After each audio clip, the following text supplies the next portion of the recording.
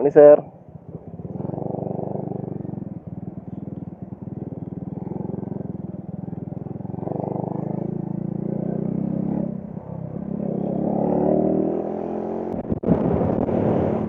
Yo, what is up mga kabanjo? It's me again, Moto Josh.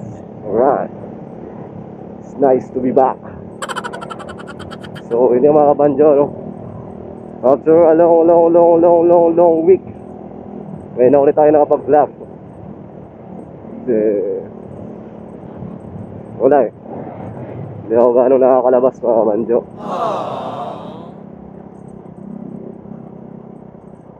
So yun, kamusta kayo lahat?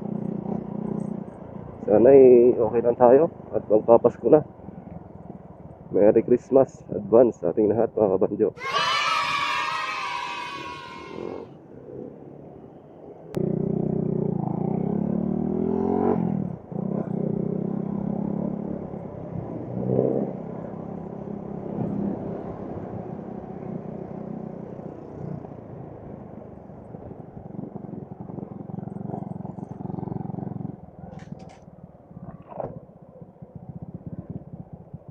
Unleaded sir?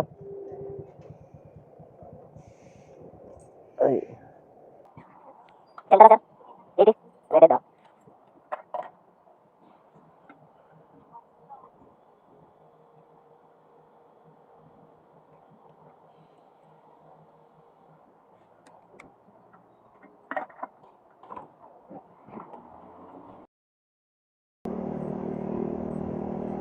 So yun nga mga kabanjo.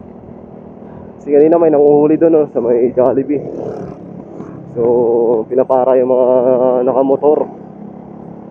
Titingnan yung lisensya. Alam nyo na. Yan, umalis na sila mga kabanjo.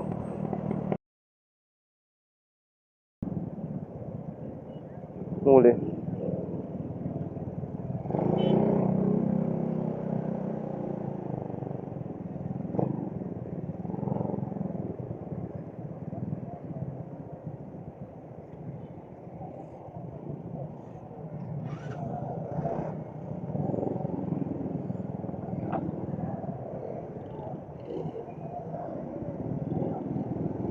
Ha?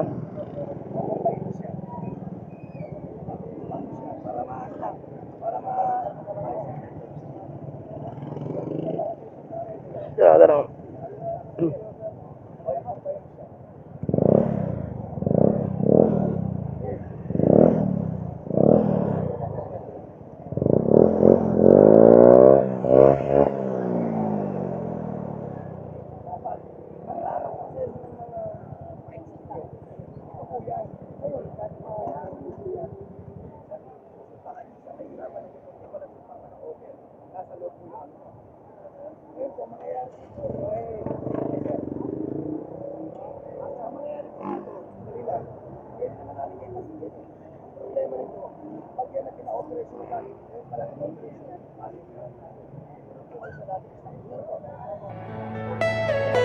Are you all my personal dreams?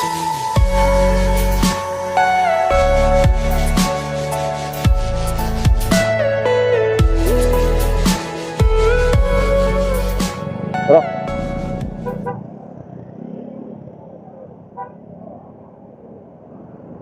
Tayo lab.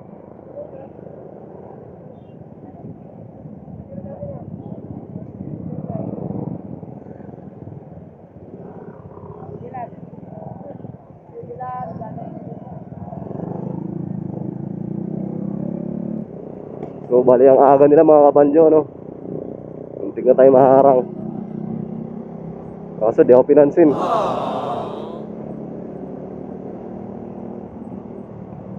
Hindi naman tayo chinek. Ayaw yata sa atin mga kabanjo. So andyan pa rin sila mga kabanjo. Tingnan natin kung ano yung mangyayari dito. Yung pinapara ba nila yung papuntang bayan o yung mga palabas lang.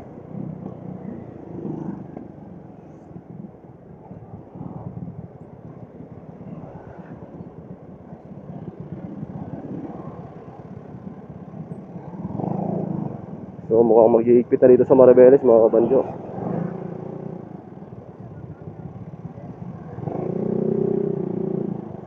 Kasi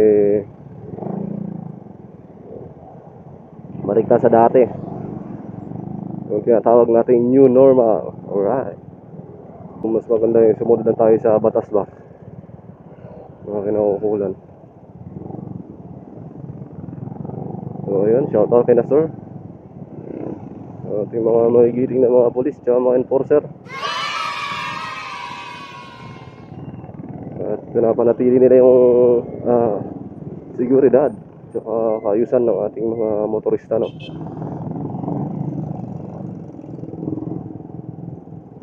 Para din naman kasi sa safety natin yung security, mga kabandyo, diba? Check nila yung mga papeles o kung ano-ano mang meron dyan sa motor mo. Mamaya baka may dala kang kan dyan sa compartment, basuka.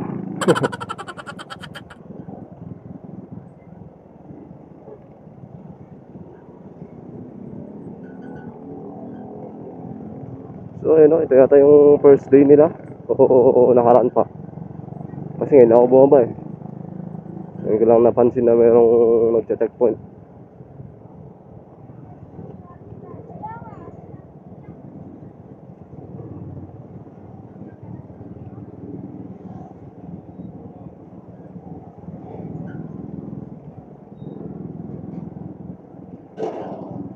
So ayun nga, dahil maghihigpit na sila, ingat-ingat na lang mga kabandyo. Naalala ko kasi yung ating Apido 5, mga kabandyo.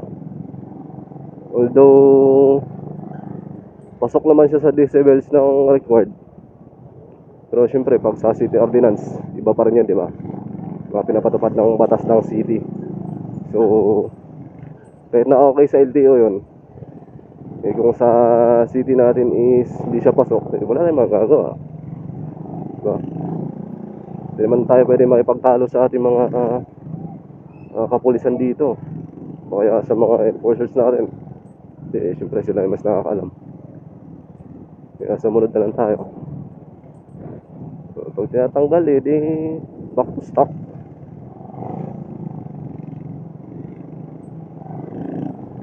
Hindi naman siya gaano malakas, mga kabandyo, kasi naka-silencer naman yung ating Apido 5. Kaso nga lang, mahirap na kasi wala pa tayo pang bayad ng bayad ng multa kung sakaling mahuli.